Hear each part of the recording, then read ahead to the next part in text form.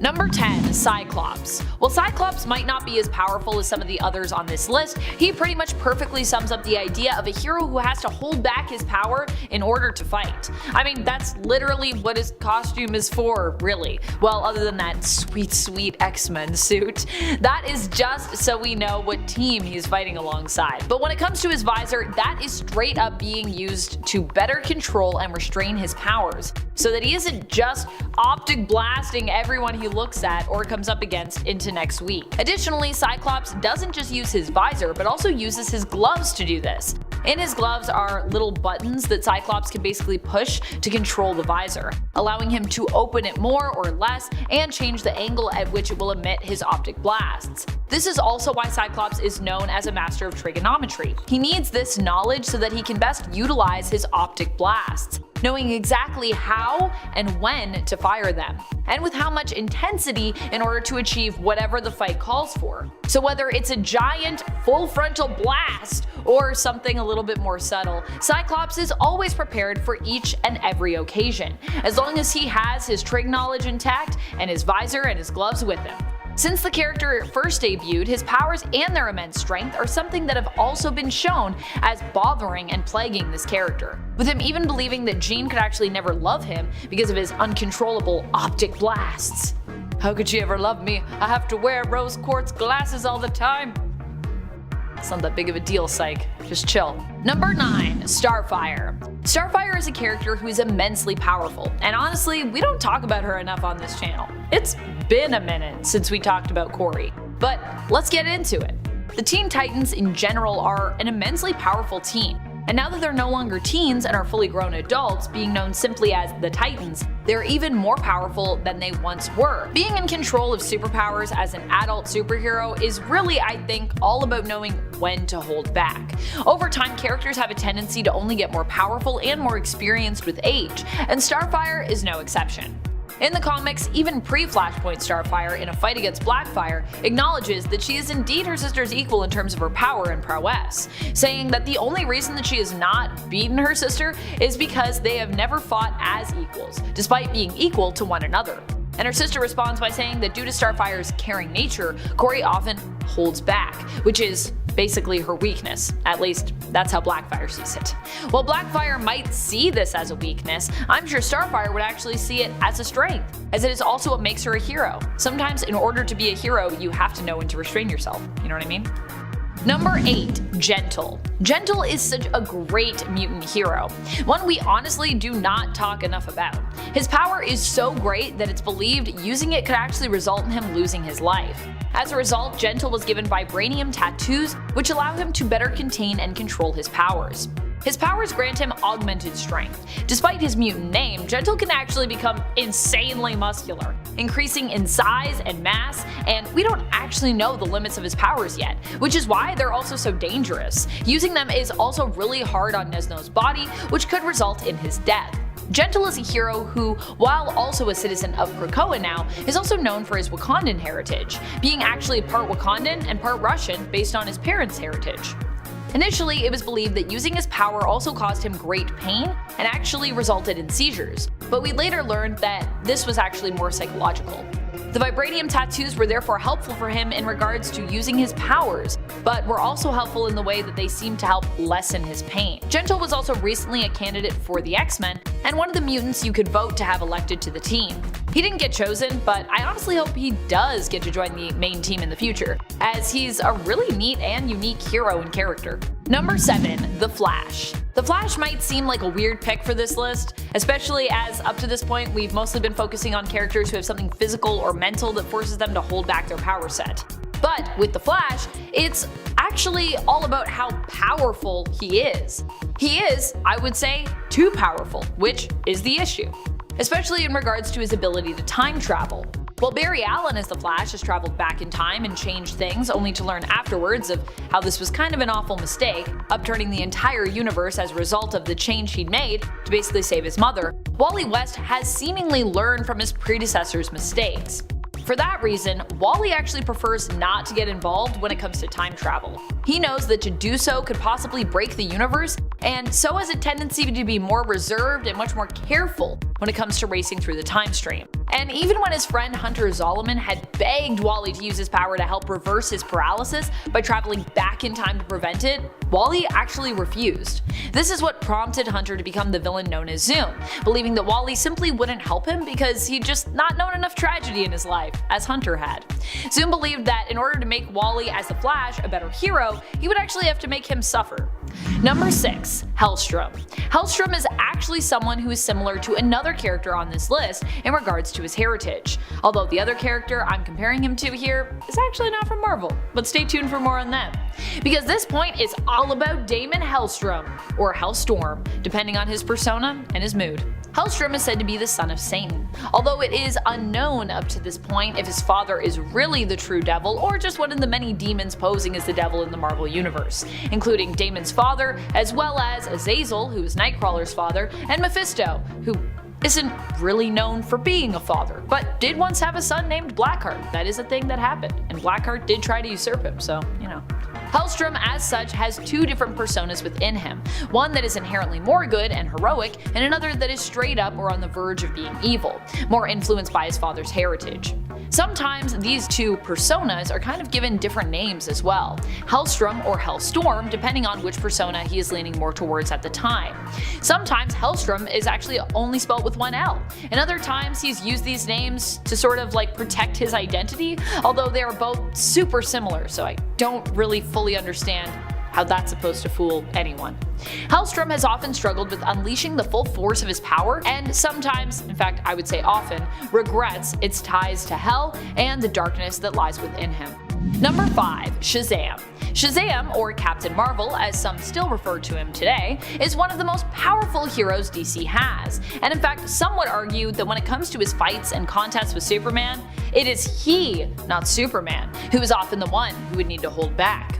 This is because Shazam's powers come from the gods, and some actually say this is because his powers are kinda magical. The limitless wisdom of Solomon, the strength of Hercules, stamina of Atlas, power and omnipotence of Zeus, courage of Achilles, and speed of Mercury. There is really no limit, or there shouldn't be, to what he can do, and it is because of this sheer power and strength that Shazam often needs to hold back when fighting against his enemies as well. You could also add in the fact that it is Billy Batson's kind heart that often encourages him to hold back against his enemies, preferring to not be so brutal with his enemies or his opponents. I mean, especially if they are his friends or people he looks up to, because, you know, even heroes sometimes fight each other, like in a fight against Supes.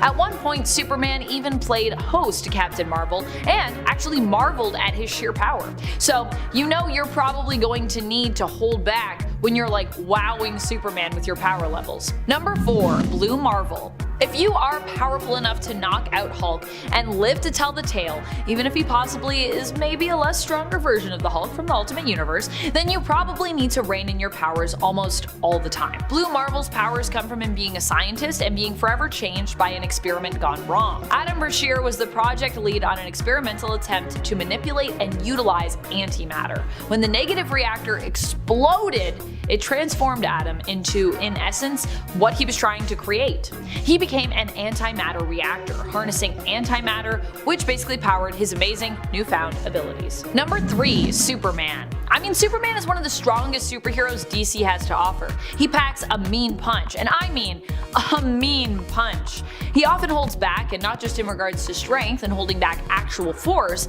but also in terms of his morality. Superman has a very strong moral code. He won't even hit someone in the back if their back is turned to him. That's how passionate he is about fighting fair. He doesn't hit his opponents when they're down, and he doesn't kill, even though he could very easily permanently defeat his opponents by just straight up ending them.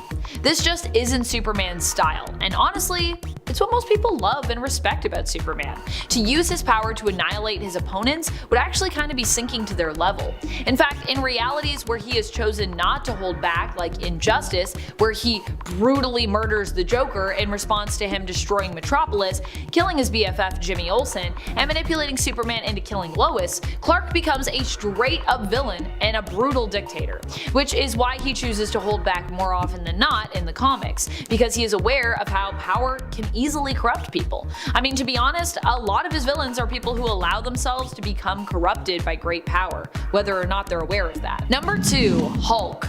To say that the Hulk is the strongest there is really not an overstatement. Not only the strongest, but also just one of the most indestructible heroes out there. After all, Hulk is also now immortal, and kinda has been the whole time. And as a result of this, is a character that you do not want to face in a fight. The good news is that Hulk typically doesn't want to kill people, and so he generally does hold back in fights, unless he's going up against someone, that's just about as indestructible as he is. Like, he might not hold back as much when he's fighting someone like the Thing. There are a few reasons that this happens when it comes to Hulk holding back. One, Hulk has actually exhibited he himself has morals. Not all Hulk personas are like this. I mean, look at his alternate version, Maestro, from the future. This version of the Hulk is more devoid of morals and is therefore willing to use all of his strength and power to devastating degrees. The other reason Hulk is often holding back actually has to do with the other persona that's in there with him at the time, Bruce Banner. It's been alluded to before that Bruce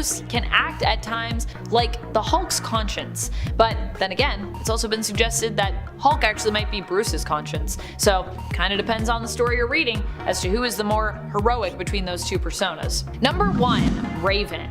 Raven is another character that basically sums up the idea of a person who has to hold back and really has no choice in that matter. I mean, we've seen what happens when Raven fully lets go, and it's deadly. Raven in general has to hold back her power in regards to letting herself be fueled by emotion, which is why she generally remains extremely detached. Which also makes her a great counterbalance to someone like Starfire on the Teen Titans team. While Starfire's issue when it comes to holding back is that she has too much emotion, too much empathy for those around her, Raven often prefers to stay closed off from those emotions, knowing that with them could come great power, but at the risk of easily losing control. This is a huge issue for Raven considering her heritage. Raven is related to the demon Trigon, who is immensely powerful and is a version of Satan in essence in the DC universe. While Trigon is her father, he is also her arch nemesis, which means she has to be careful when it comes to possibly opening herself up to his influence at all, as it can and has in the past turned Raven into an extremely dangerous and powerful supervillain. One that could literally end worlds, so yeah. Number 10. Dr. Fate. So here's the thing with Dr. Fate. Typically the character is not just one character, but two inhabiting one body. This is what the Helm of Fate actually represents, the connection of Dr. Fate to Naboo, the Lord of Order, which is where Kent Nelson originally got his powers and his knowledge from. Of course, Kent Nelson also has power separate from his appearance as Dr. Fate. He is after all a supremely skilled and knowledgeable magic user in his own right, thanks to years of training. However, with Dr. Fate really in essence being kinda two people combined, the Lord of Order Naboo and Naboo's host, in this case we're talking about Kent Nelson, these two do not always agree on how best to deal with an enemy or potentially catastrophic events. Case and point in Justice League Dark when Naboo takes control of Kent's body against his will, only for him to later be freed of Naboo's influence and refuse to basically use the power of the helm, instead choosing to keep Naboo trapped within it, because Kent knows, well, if I try to work with Naboo, I'm probably gonna get possessed again. This guy's kinda being a little evil right now. Number 9. Cyborg. In the Doom Patrol series, we literally saw just how powerful Cyborg is when it comes to using him as a pawn and manipulating him into attacking his own father. Mr. Nobody managed to trick Cyborg and ended up showing just how much potential he has when it comes to his ability to do harm. Cyborg actually would make probably a pretty great villain, to be honest, which is creepy. Cyborg in general usually has to be careful when fighting against enemies because he is super strong. In the comics and other media, he has also been portrayed as being in essence a master hacker, and as a result constantly decides to hold back rather than,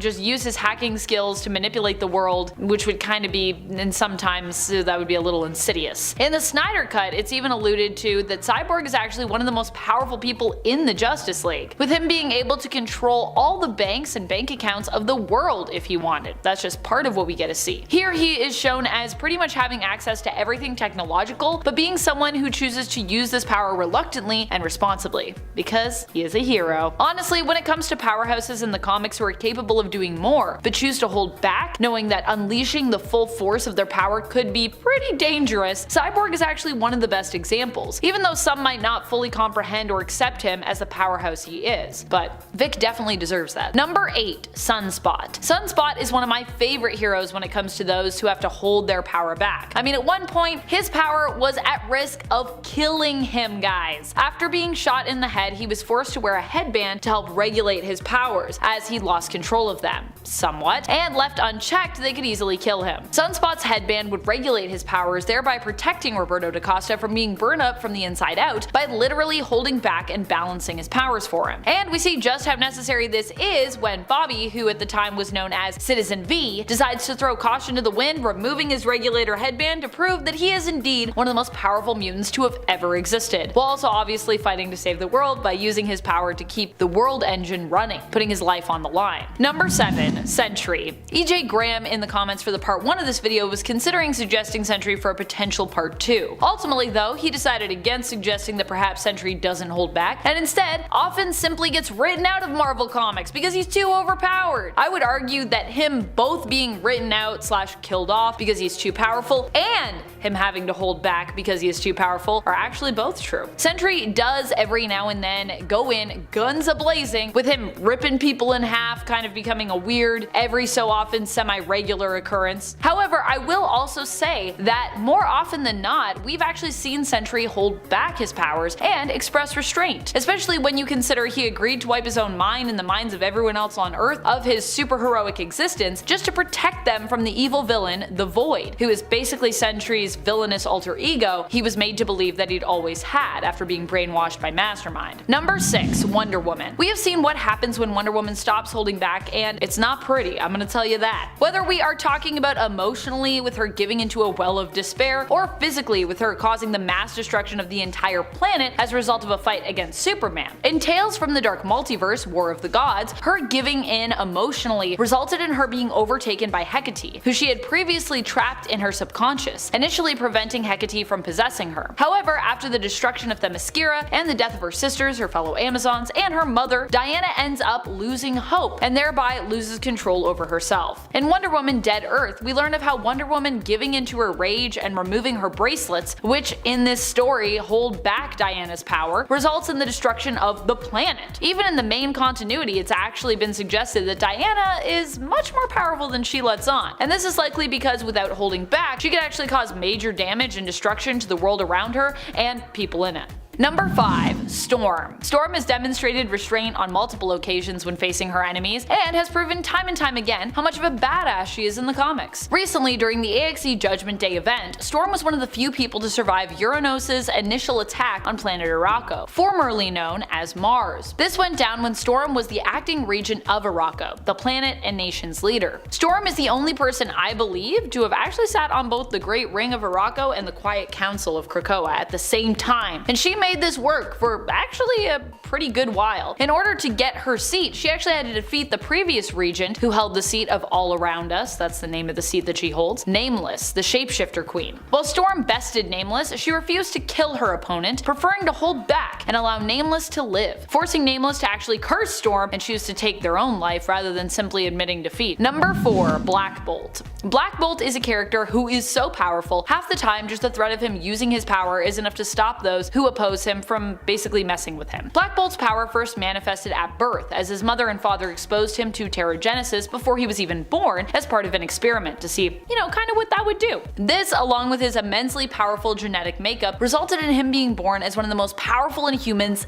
ever. Black Bolt would end up being kept in isolation for most of his childhood and early life as a result of the sheer power that he possessed. He literally couldn't even just run around and be a kid. No, too powerful. His powers are related to the speech center of his his brain and his ability to harness electrons. Using both, he possesses an extremely powerful voice, with just a whisper often being enough to harm those who stand against him. As it stands, Black Bolt usually communicates telepathically, although not psionic himself, or more often with his own specific form of sign language. Number 3. Icon. Icon has been shown to be even more powerful than Superman on occasion, with Superman at one point remarking that being hit by Icon was the hardest that he'd ever been hit. The two have fought multiple times against one another in the comics, even way back when Clark had his long hair. Oh, I miss his long, luscious locks. At one point they end up fighting in the 2006 Justice League of America series in issue 28, but here it's all a show. So there's no real victor since they are kind of just pretending to fight here. And we have to expect that Icon was holding back somewhat here. Sure, he wanted to make the fight appear convincing, but he didn't actually intend to hurt Superman, which implies that he wasn't even using his full force here, as he likely wouldn't need to go hard to sell a fight to onlookers. With that reasoning, not only have we literally seen Icon hold back, but it also means that the hero, now from DC's Milestone imprint, might actually have to hold back even more than some of the most powerful heroes from DC's mainline, which is pretty wild to consider. Number 2. Magic. Magic is a hero that often gets left out of lists like this, so I want to thank Michael Sheehan in the comments from our part 1 video for suggesting that I add her to this video. Truly, she is a superhero who constantly has to hold back, lest she threaten the existence of the world and possibly the universe. Magic isn't just a straight up hero, she's complicated. She also has a darker side known as Darkchild that she often has to keep contained. And that's what I love about her complexity. She also has a ton of trauma in her life that she constantly has to confront and deal with. Number 1. Dr. Manhattan. Dr. Manhattan has to be one of the ultimate heroes for needing to hold back. Dr. Manhattan is insanely powerful, and perhaps this is why he generally prefers to stay out of the affairs of mortal beings. Well, that and the fact that he likely doesn't much care for, humans. He is a reality warper, and in fact is one of the folks, I would argue, in current lore, the main folk, responsible for the New 52 continuity reset. As such, Dr. Manhattan constantly holds back, despite the fact that he could reset the universe on the daily, destroy it, or completely fix everything. Instead of doing any of this stuff though, he prefers to take more of a watcher role, only getting involved when he really feels it's necessary or has some strong desire to do so, which isn't very often. Number 10. Daredevil. When Matt Murdock was a child, he was hit by a truck that was carrying toxic radioactive isotopes. He got some gunk in his eyes, and as a result, he was blinded. But this being Marvel Comics, the radiation heightened his other senses to the point that he was given his trademark radar sense, which allows him to do sick flips and fight crime as Daredevil. Daredevil is quite a religious fellow who also believes in letting the legal system do its work as much as possible, so he has a pretty strict stance against killing people, believing that the criminals he fights should be taken to prison and left alive. This has put him at odds with other more lethal characters like the Punisher, who thinks that the only good criminal is a dead criminal. But despite the fact that he is often tempted, Daredevil holds back, using his ninja skills to brutalize and maim, but not to kill.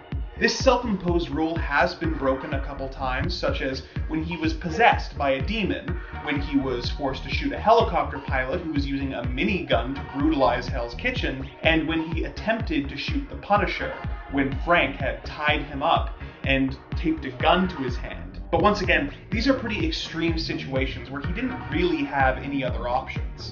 Number 9. Professor X. Charles Xavier is the leader of the X-Men and the founder of a school for gifted youngsters where he trains young mutants to control their powers so that they don't accidentally destroy buildings on the regular. He is an extremely powerful mutant, being able to read and control people's minds. In theory, he could force anyone to do pretty much anything he wants. Thankfully, Xavier shows a decent amount of restraint with his powers, and usually makes a point of not reading his students' minds without permission, and rarely using them to make people act against their nature. For example, considering that governments in the Marvel Universe are consistently passing anti-mutant legislation, it would be very tempting to control the responsible politicians' minds to force them not to vote for such measures. But he doesn't do stuff like that. Sure, he has a bit of a god complex, and has a history of wiping people's minds when he screws up, or dampening Jean Grey's powers until he feels she's ready for them. But overall, he shows a lot of restraint. Outside the comics, in the X-Men 2 movie, we even see that while using Cerebro, Professor X could kill every mutant or human in existence simply by concentrating. So, yeah, he's holding back. Number 8, Batman.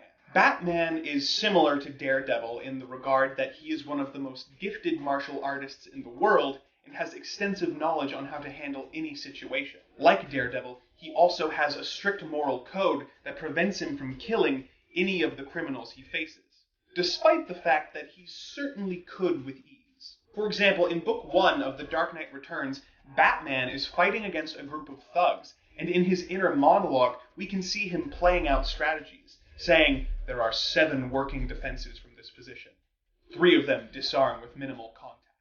3 of them kill, and the other hurts." He, of course, chooses the option that hurts. But it is a good example of how, as a master strategist, in any situation, he is aware of how he could kill, but chooses not to. This is due to him not wanting to go down the path of his villains, and having a desire to see criminals reform, often hiring criminals who are let out of prison to work at Wayne Enterprises. So, like Daredevil, he has a strict moral code, but he is better than Daredevil at sticking to it, earning him the higher slot. Number 7, Thor. Thor is literally the god of thunder. He can bring down lightning, he can smash stuff with his hammer, and he is an amazing warrior with centuries of combat experience. In fact, he was so powerful and arrogant that his father, Odin, sent him to Earth in order to temper his power with humility. For those only familiar with movie Thor, in the comics, Odin sent Thor to Earth with no memories of his life as a god, and made him believe that he was a doctor with a bum leg named Donald Blake. As detailed in the character's first appearance in Journey into Mystery number 83, he spent a decade on Earth learning the value of hard work and perseverance as he dealt with his injured leg and set up his own medical practice. After this decade had passed, Odin implanted a message in Thor's subconscious telling him to go to Norway, where he found his hammer and regained his godly identity. I don't know if this is full-on holding his power back, but the fact that he went through all of that to learn humility and what it meant to be worthy of his powers shows that Thor is very aware of his powers and the proper way to use them. Number 6, Quake. Daisy Johnson is the daughter of the villain Mr. Hyde and a woman with the Inhuman gene. This resulted in her developing the ability to manipulate vibrations. She can use these for a variety of purposes, like causing earthquakes, hence the name Quake. She can also use these powers on a more micro level, such as when she took on the Omega-level mutant Magneto and managed to vibrate his brain until he fell unconscious in New Avengers number 20. On another occasion, when Wolverine was having one of his famous temper tantrums and attacked Nick Fury, she was able to use her vibration powers to cause his heart to explode. So, she has the power to take on some of the most notoriously dangerous characters in the Marvel Universe. In fact, she is so powerful that she actually needs to be really careful about how she uses her powers. Obviously, earthquakes can cause a huge amount of collateral damage, so she needs to be careful of that. But the best example of these powers left unchecked is from the Agents of S.H.I.E.L.D. television show, where Glenn Talbot gets Quake's powers in an alternate timeline and uses them to destroy the planet. So, yeah, she needs to be careful. Number 5, Gambit. Remy LeBeau is a powerful and popular member of the X-Men with the ability to tap into an item's potential kinetic energy, making it a dangerous and explosive weapon. He most often uses smaller items like a deck of playing cards, which he will then throw at his enemies. The only real limit on these powers is that he needs to make direct skin contact with whatever item he's charging, hence the cool fingerless gloves. Oh, and also the amount of time it takes him to charge the object, with larger objects taking longer. He also has the ability to hypnotically charm people, making them more likely to do what he wants. Before he was a member of the X-Men, he was a master thief, but found that he was having trouble controlling his powers, causing him to seek out the help of Mr. Sinister, who gave Gambit a surgery, removing part of his brain in order to dampen his powers and make them more manageable. So, while there may be other heroes on this list who are more powerful, none of them took such extreme measures to hold themselves back for the safety of others. Number 4, Northstar. Oh, Andrew, you talk about Alpha Flight on almost every list. Why don't you talk about more popular teams? Well, I'll tell you. It's because they're awesome.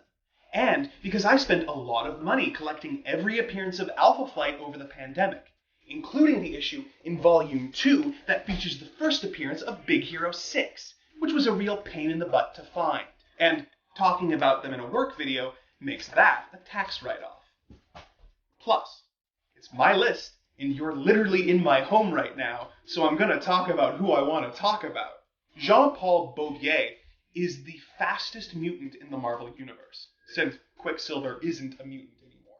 Northstar is capable of reaching incredible speeds when running or flying. He has a twin sister named Aurora, who is also fast and able to fly, but though she has a greater endurance than her brother, he is the faster of the two. In X-Factor Volume 4, Number 7, Northstar and fellow speedster Tommy Shepard are comparing top speeds, and JP reveals that his top speed is 189,299 miles per second, which makes him faster than the speed of light. But he has a very good reason for not reaching his full speed. As he explains to Tommy, that would destroy everything in my path. I could garrote the world in half with one lap if I wished it. It would destroy me physically, not emotionally. I can't breathe at that point because I've created a vacuum and my organs are getting crushed, my bones pulverized into dust. So yeah, Northstar is holding back for good reason. Number 3, Captain Atom. Captain Atom was originally a Charlton Comics character, the same way that Shazam used to be.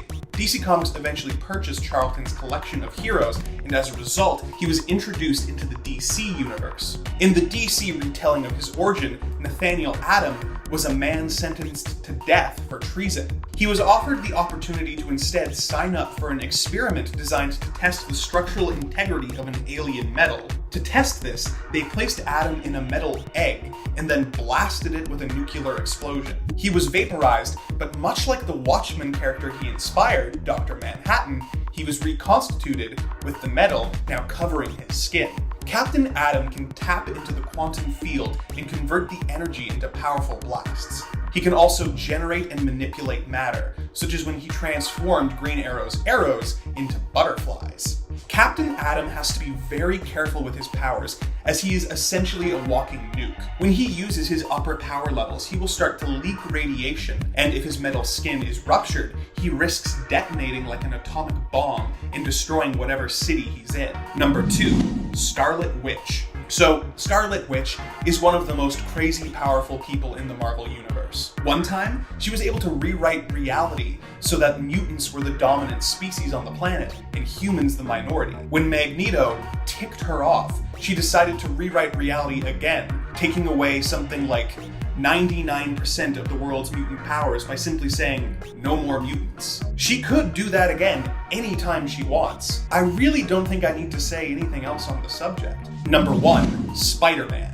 When I was checking out the previous 2 videos that Amanda did on this subject, which you should of course check out because they're great and also not filmed in an apartment, but I was shocked to learn that Spider-Man didn't make the cut on either installment. So even though he may not be holding back as much as some of the others on this list, I decided to give him the top spot here.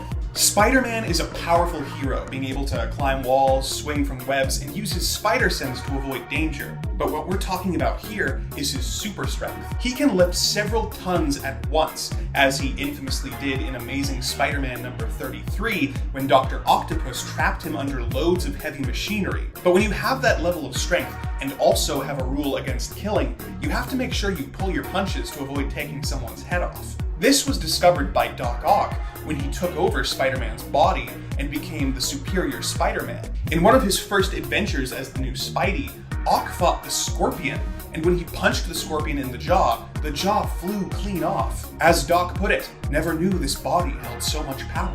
All these years, Parker must have been holding back. That really must have made him rethink every time Spider-Man punched him and have that could have turned out. Number 10. The Joker. The Joker. How the heck does the Joker hold back? He normally doesn't really. There are plenty of occasions where the Joker lets loose and does whatever he wants, taking lives indiscriminately, but that just makes it all the more incredibly villainous when instead he restrains his insane sadistic impulses in order to carry out a completely bonkers plan. There are plenty of instances where instead of straight up taking someone's life, the Joker will toy with them, or leave them on their last legs, or completely break down their character, usually for the purpose of manipulating the individual themselves, their close family members, or more often than not, to torment the Batman himself directly. When he completely messed up Barbara Gordon for the purpose of trying to break Commissioner Gordon, or in Death of the Family when he made the entire Bat family believe that he had sliced off their faces when he actually hadn't. Even the whole thing with Jason Todd. He didn't just take down the Robin, he left him on the brink of the afterlife and rigged an explosion just so Batman could almost save him. Yeah, I mean, so far so good, Adam. Hard to say if this is restraint or if it's just his version of comedic timing, but we're off to a good start.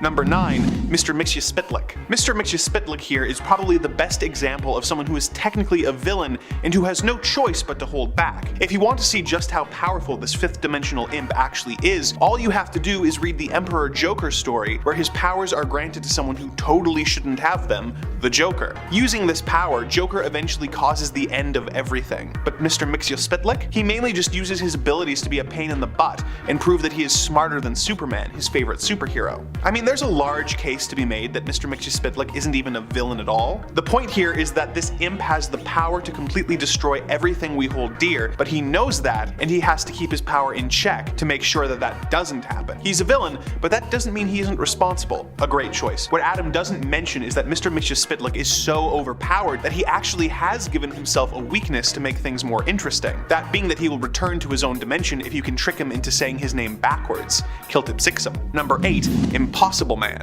First appearing in Fantastic Four number 11 all the way back in 1962, Impossible Man is an alien from the planet Papa. The planet Papa is an extremely dangerous place, so its inhabitants evolved to be able to transform into anything their imagination could create. The Fantastic Four first came into contact with the Impossible Man when he went to Earth for a vacation and decided to annoy Marvel's first family. Like Mixi, he's less concerned with causing harm than he is with having fun at the expense of the heroes, which is good because his transforming abilities have let him go up against several heavy hitters in the Marvel Universe, once knocking the Thing through a wall by transforming his arm into Thor's hammer, and another time getting punched in the face by the Hulk without getting hurt. In one of the most extreme instances of his power, he transformed his entire planet into a duplicate of Earth and tricked Galactus into eating it, causing the Planet Eater to develop a terminal case of indigestion. With power levels like that, it is a good thing he doesn't really go in for planet conquering, because he would be a tough villain to deal with.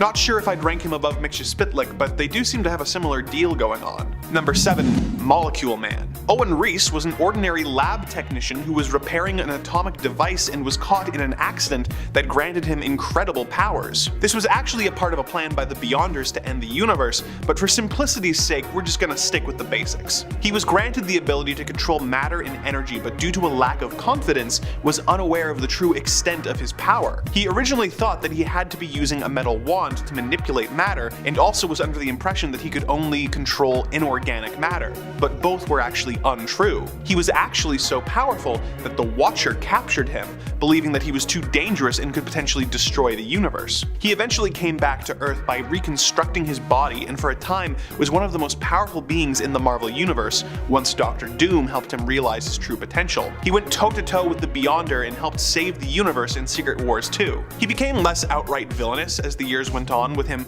struggling to overcome madness and be a better person, but at the height of his villainy, it's a good thing that he was unconsciously holding himself back, as he was capable of ending universes with a thought if he wanted to. I wasn't very familiar with Molecule Man, but if all this is true, he feels a bit low on this list. Number 6. Loki. Loki is a god. As such, they have an Asgardian frost giant physiology, which makes them much more powerful than other beings. Loki's also incredibly adept with sorcery, being able to use it to do a whole wide array of different things and grant himself a whole whack of powers. He became the Sorcerer Supreme at one point. Whether it was by his own skill or a trick doesn't matter, he still did it. He's taken on the OG Avengers when they first formed and is just an incredibly powerful guy. But kind of like the Joker, Loki's a planner. His whole thing is tricking people and laying long convoluted plans to give pretty much everyone a bad time. Which means instead of just totally destroying people, which he could do, he toys with people, leads them on, pretends to be their friend, and adds just a whole bunch of not so necessary extra steps into his plans,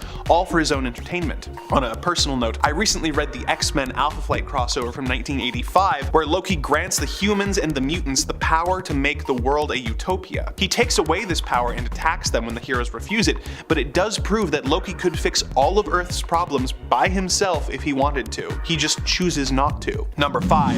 Thanos. This one is pretty simple. Thanos on his own is incredibly powerful, able to be a threat for the Avengers any day of the week. But during his most famous story, where he assembles the Infinity Gems into the Infinity Gauntlet to grant himself the power to do essentially anything, his main goal was to destroy half the life in the universe to impress his girlfriend, Death. He could have done almost anything, and instead of really fully committing, he chose to only bring down half the universe. Half? No man, if you wanted to impress that girl, you gotta give 100%. Thanos did a half measure. What kind of villain does that? Lame. Moving on. So the reason Thanos didn't wipe out all life is because if he did, Death would have become redundant and have no purpose. But Adam is absolutely right. Thanos held back a lot by not killing every living being in the universe. Number 4.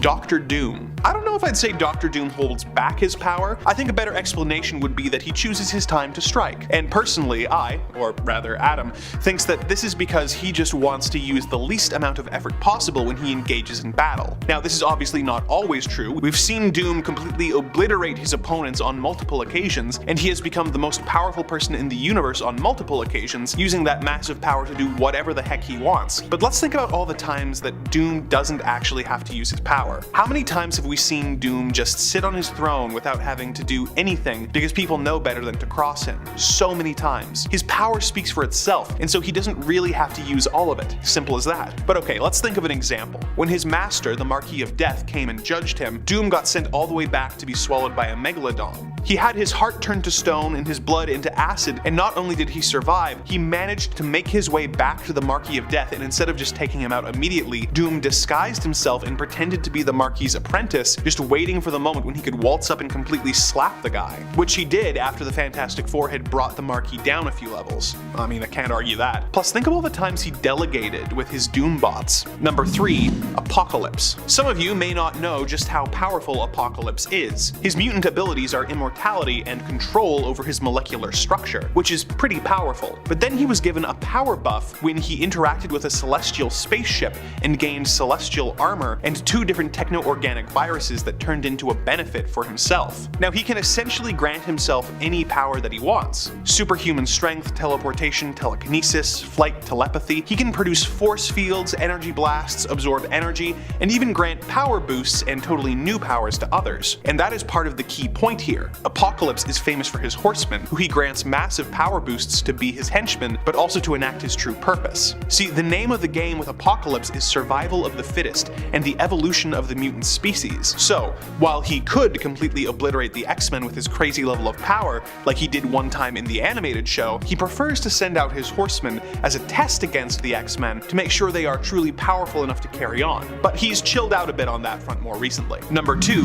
Battle Beast. Now, some people may come for me, meaning Adam, here saying that Battle Beast is a hero. Some would agree that he is a villain. I'd say, or rather Adam would say, that Battle Beast fights for his own reasons on both sides, as long as it serves his goal. And what is that goal? Literally to pass on to the afterlife in a glorious honor-filled battle. He lives to find his equal and better in combat, so that they can bring the end of his life in an honorable battle. Honor is the key part here. During his fight against Thrag, the unfathomably strong leader of the Voltrumites, he recognizes Thrag's strength and the two go at it. Now, the coalition of the world organized the use of the Ragnars, which are one of the only species of aliens who have proven strong enough to take down the Voltrumites. Battle Beast was told they would be released only if he failed to take down Thrag. So when they were released at the start of the fight and gave Thrag a massive wound, he was actually incredibly ticked off and decided to stop fighting Thrag and instead help him defeat the Ragnars so that they could have a fair fight. Which Thrag even remarks was stupid, but not only did he take away his own advantage, but he even injured himself in the same way Thrag had been injured, screwed, just so that he wouldn't have any unfair advantage. It's Sigma as hell, but incredibly foolish. Number 1. The Collector. Tanlier Tavon is an Elder of the Universe. He existed in the previous universe, and when it came to an end,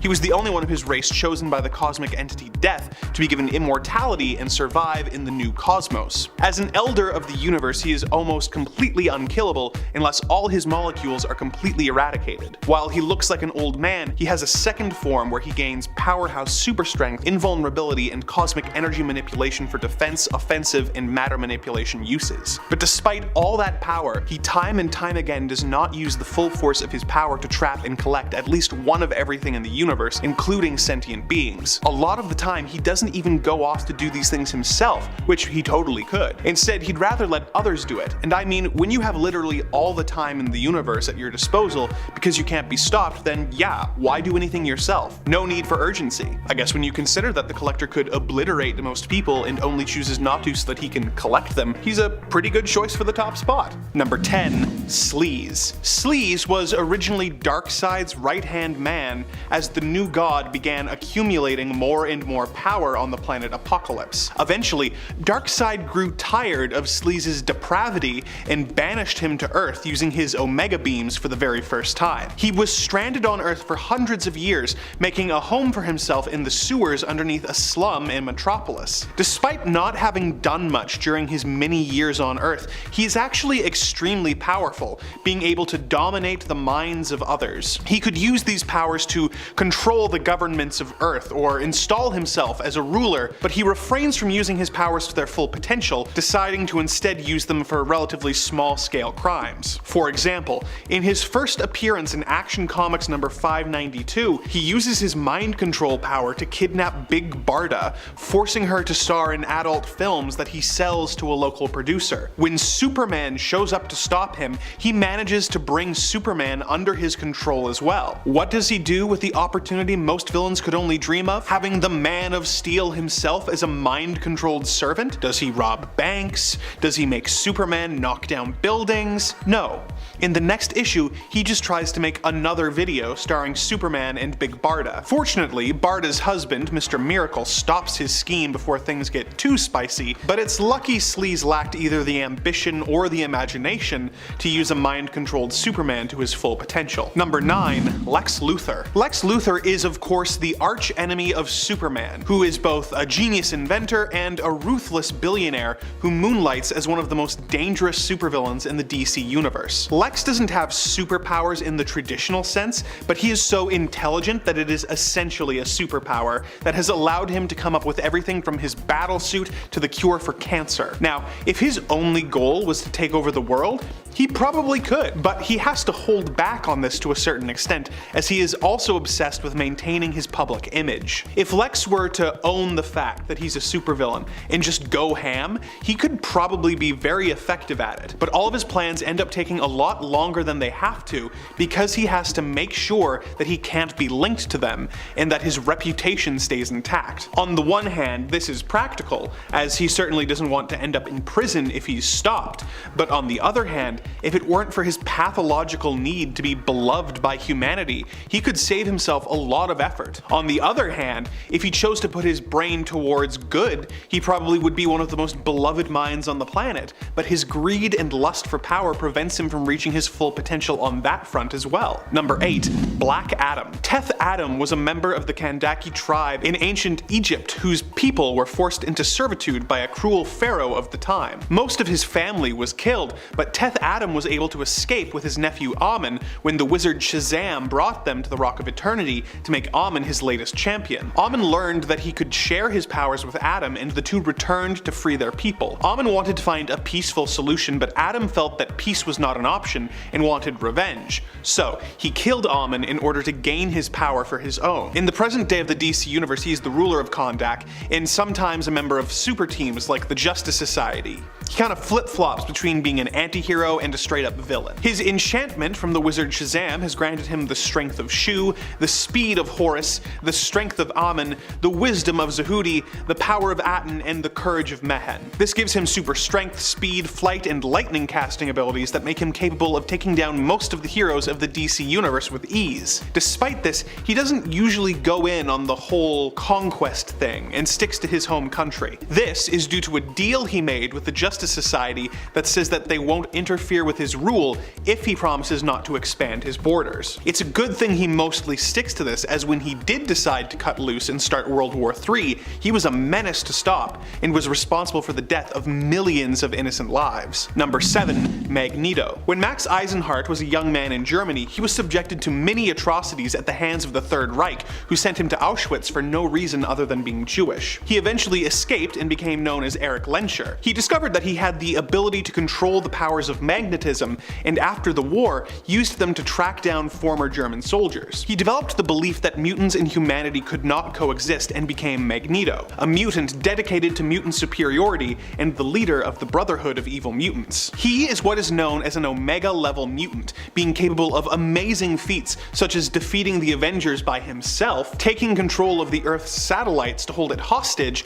and causing a massive EMP that shut down all technology on Earth. But because his goal is to make the world a better place for mutants, he can't use his full powers, which could destroy the entire planet. In the Ultimate Universe, Magneto reversed Earth's magnetic poles and caused a massive tidal wave that destroyed most of the heroes of the Ultimate Marvel Universe, as well as countless civilians. Let's hope his regular 616 counterpart doesn't feel the need to go down this route anytime soon. Number 6. Brainiac. Brainiac is a complicated villain whose goals change depending on which version of the character you're looking at. Originally, he was an alien whose goal was to kidnap cities so that he could repopulate his home planet, but this was eventually retconned so that he was trying to collect as much knowledge as possible so that he could become the smartest being in the universe. Part of how he achieves this is to go from planet to planet in his skull-shaped ship so that he can steal a city, which he then puts in a bottle for further study before sabotaging that planet's sun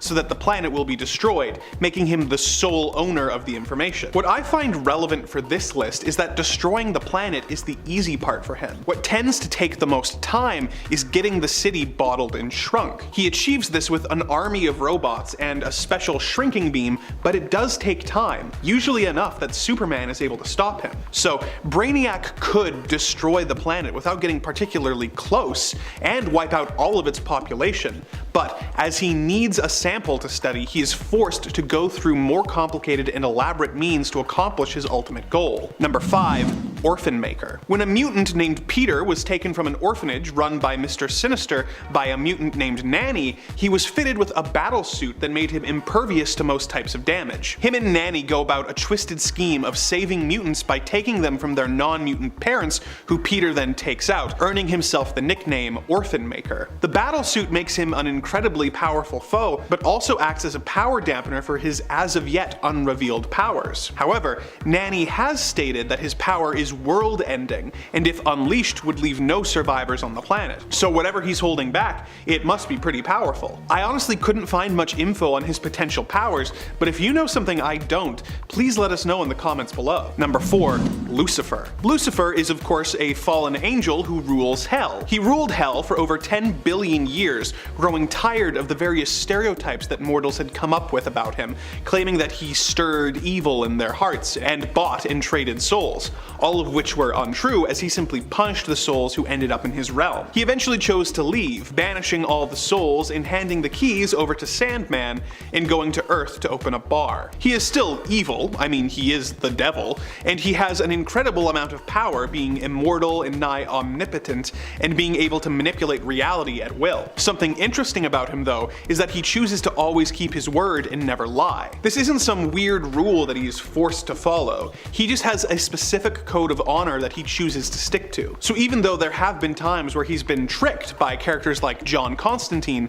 and could just not honor any agreements and kill him, Lucifer chooses to keep his promises. Number 3. Galactus. Galactus is an incredibly powerful cosmic being who travels the galaxy, consuming energy-rich planets in order to sustain himself. For thousands of years he did this himself, consuming every planet he came across until eventually he came to the planet Zenla, where he met Norrin Radd. Radd spoke with Galactus and pointed out that traveling the universe searching for planets was using up a lot of the energy that he was getting out of eating the planets. Galactus admitted that this was a less than ideal situation and agreed to spare Norrin's planet if he would become his herald, finding planets on his behalf and then essentially ringing the dinner bell. Norrin became the Silver Surfer and served Galactus for many years. So, while Galactus is capable of using his own powers to find the planets, he holds back and lets his heralds do the task for him, as if he cannot find a planet to consume and runs out of energy, he risks death. Number 2.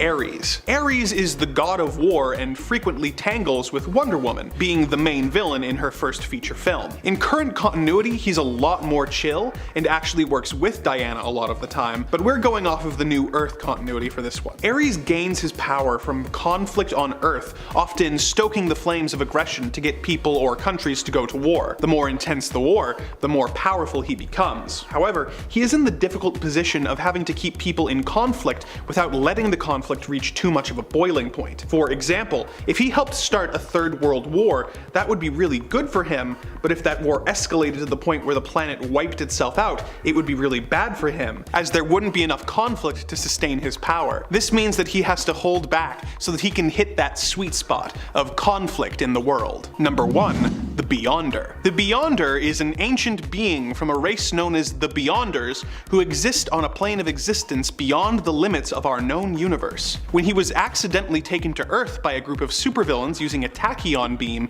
he became curious about Earth and decided to stay as an observer to learn more about humanity. He became interested in humans' tendency to be constantly searching for meaning, something foreign to him as he thought he was everything in the universe. When he discovered that this was not the case, he developed an existential crisis of his own and decided to search for meaning by starting the Secret Wars, where he transported the heroes and villains to Battleworld to make them fight. Among his many powers is the ability to manipulate reality, and once took over the entire Earth with a mere thought. He can also erase the memories of everyone on Earth so that they forget meeting him. He could potentially end the planet with a thought, but holds back as he is still trying to learn about both himself and humanity. He has since been made less powerful than he was in his initial appearances, but in his original form, he could easily have been the end of the Marvel Universe if that had been conducive to his goals. Number 10. The Specter. This spirit of vengeance in the DC Universe first appeared in More Fun Comics number 52. He was originally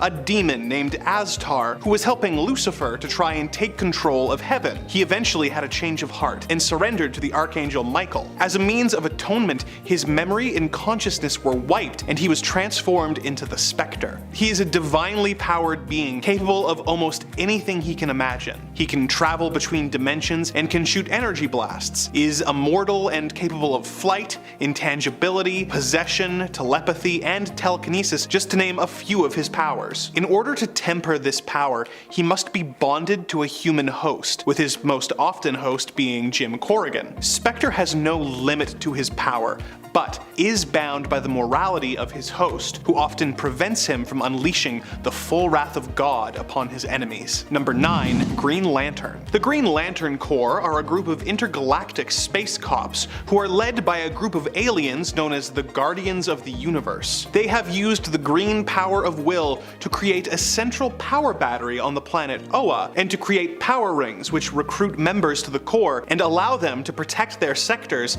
by creating constructs of anything the wearer can imagine. One of the most powerful and famous Green Lanterns is Hal Jordan, who has created a lot of amazing constructs over the years. When his home, Coast City, was destroyed, Hal showed just how powerful the Green Lantern ring really was by using it to create constructs of the destroyed city and everyone in it for him to interact with when he mourned. However, when he did this, he was breaking the rules established by the Guardians, who forbid the use of the ring for personal gain. The Guardians immediately told him to report to Oa for disciplinary action, but Hal went nuts and went to war with the Green Lanterns. However, it is still a good example of how the power ring is potentially unlimited, but using its full power in an undesignated way can result in the ring being taken away by the Guardians, which I think makes this point apply to all of the various members of the Green Lantern Corps. Number 8. Hyperion. Marcus Milton was sent to Earth 13,034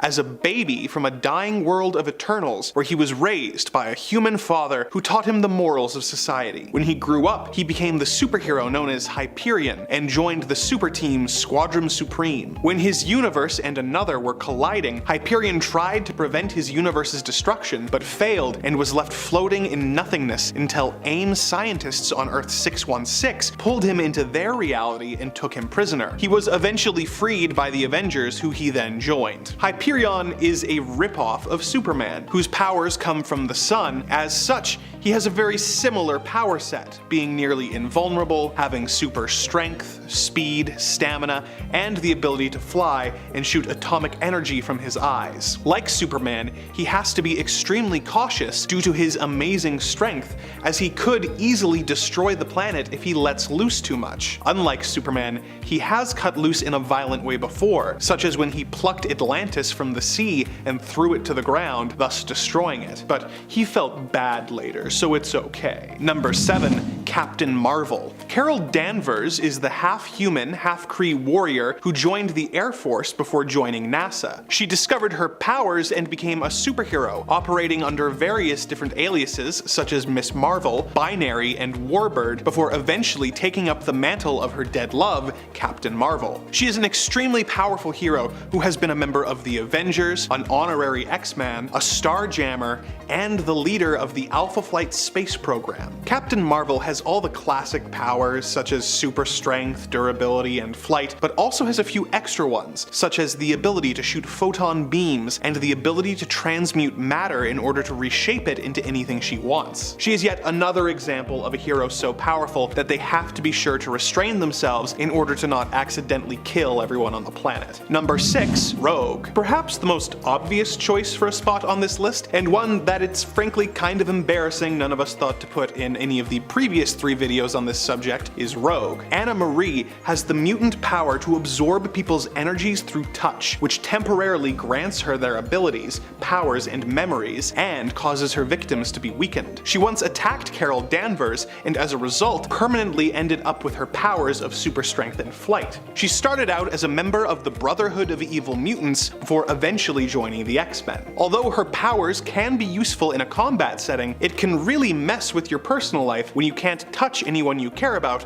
without hurting them. So, most of the time, Rogue holds back her powers by wearing gloves for the safety of those around her. Number 5. Storm. Aurora Monroe is descended from a long line of African priestesses who all have white hair and the potential to use magic. Her mother was a princess who married an American photojournalist and moved with him to Manhattan, where Storm was born. They moved to Cairo when she was 6 months old, but when she was 5, her parents were killed, leaving her an orphan. She lived as a thief for a while before eventually making her way to Kenya, where her weather-controlling powers made her be worshipped as a goddess. She is connected to Earth's weather patterns, and as a result, her emotions can result in unstable weather. If she gets mad, she could start a tornado, for example. Therefore, she has to be careful to keep her powers in check, lest she accidentally cause a natural disaster. Following the death of Wolverine, Storm had Beast take her into space so she could safely vent her emotions, and she still ended up igniting Earth's atmosphere, causing an aurora borealis effect across the entire planet. Number 4. Ghost Rider. Johnny Blaze is a motorcycle stuntman who, in an effort to save his surrogate father, Crash Simpson, from dying of cancer, made a deal with the demon Mephisto. Mephisto promised to cure Crash's cancer in exchange for Johnny's service. Unfortunately, Crash perished in a stunt gone wrong almost immediately afterwards, and Johnny became Ghost Rider, becoming bound to the spirit of vengeance, Zarathos. When transformed into the Rider, he has super strength strength, is essentially immune to damage and can manipulate hellfire. Perhaps most iconic is his penance stare, which causes its victims to experience every bit of pain that they have ever inflicted on other people, resulting in guilt, pain, and trauma. Ghost Rider is extremely powerful, but Zarathos tends to want to go really all out on his quest for vengeance, and Johnny often has to hold him back to prevent him from going too far. Number 3, Iceman. Bobby Drake is a mutant whose powers were first revealed when he was attacked by a group of school bullies and he was forced to freeze their leader into a block of ice. An angry mob showed up at his home planning to execute Bobby, but he was saved by Cyclops and Professor X, and he was invited to join the X-Men. His powers include the ability to become organic ice. He can also generate ice, snow, and cold temperature using the moisture in the air. This is actually more powerful than you might initially think, allowing Bobby to freeze the Earth in Astonishing X-Men Volume 3, number 64. He is an Omega level mutant who holds back from using the full extent of his powers as he fears that he could be dangerous. Professor X once said that Iceman has the potential to destroy the planet if he's not careful, and for a time, Bobby was known to wear a special power belt which helped him keep his powers under control. Number 2, the Human Torch. When Johnny Storm was exposed to cosmic rays while on a space exploration mission with his sister Sue, Reed Richards, and Ben Grimm, he was transformed into the Human Torch, and the group became Marvel's first family, the Fantastic Four. As the Human Torch, Johnny is capable of controlling ambient heat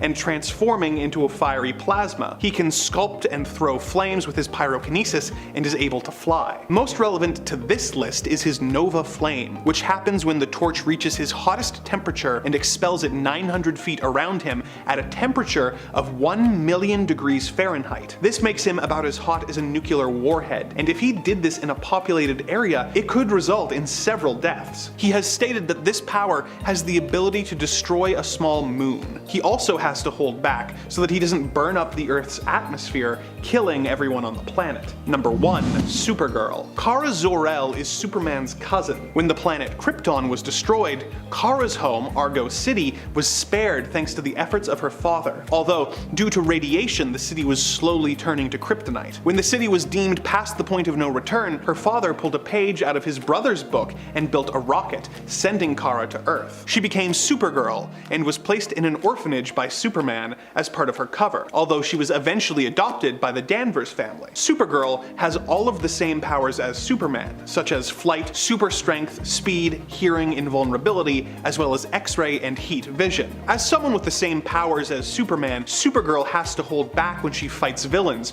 or even just interacts with people in general, in order to make sure that she doesn't reduce anyone she comes into contact with into a fine red mist. She is slightly less powerful than her cousin, but there was a period where she became a member of the Red Lantern Corps, giving her both the powers of a Kryptonian and a Lantern to try and have to control.